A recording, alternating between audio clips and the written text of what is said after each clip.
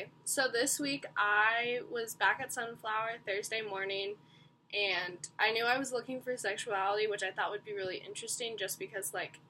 I don't get a lot of time to interact with the kids, and I feel like that's not something that you really, like, see right off the bat, and, like, you really have to talk to kids to get to know them.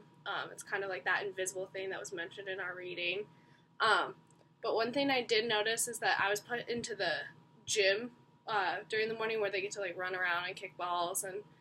my job really is to make sure that the kids are being safe versus like really interacting with them. And a game of kickball was started, and only the boys were playing because the girls were too intimidated by the boys, and they kept calling them sissies and like wouldn't let them play, which is interesting and reflects more on gender and those identities and ideas. But what was interesting is that there was this one little boy who was like infamously rowdy, was yelling at all the boys, calling them like, "Oh, you kick like girls," or like, "You're such a sissy.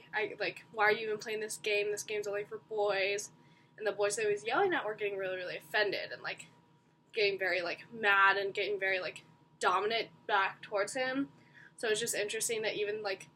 these 8-year-old boys just have this strong conception of what masculinity is and like what they have to live up to, that being called a girl was like something very, very intimidating to them. It's just like one of those things that you don't really expect from someone that young, that that like, oh, they're playing a game, it's no big deal, but they have these conceptions of like who they're supposed to be and what that entails of being a guy and like being good at sports and being really fast, being really athletic, and if they don't meet those, then they're a girl, and that's really upsetting to them. And it was also really interesting that the girls that were being turned away were kind of feeding into this little boy Coda's, like calling the boys that weren't as good bad names as well, which only made the boys who were being yelled at even more like alpha male, just like really nervous and really like scared that like somebody was telling them that they're not a manly man. We also talked about in the reading like sexism. I think that relates really well to the situation with kickball. Like the girls couldn't play because they're not normally seen as athletic, and the boys only wanted to play with like the athletic boys, and that's why the kids who kept kicking the balls out or like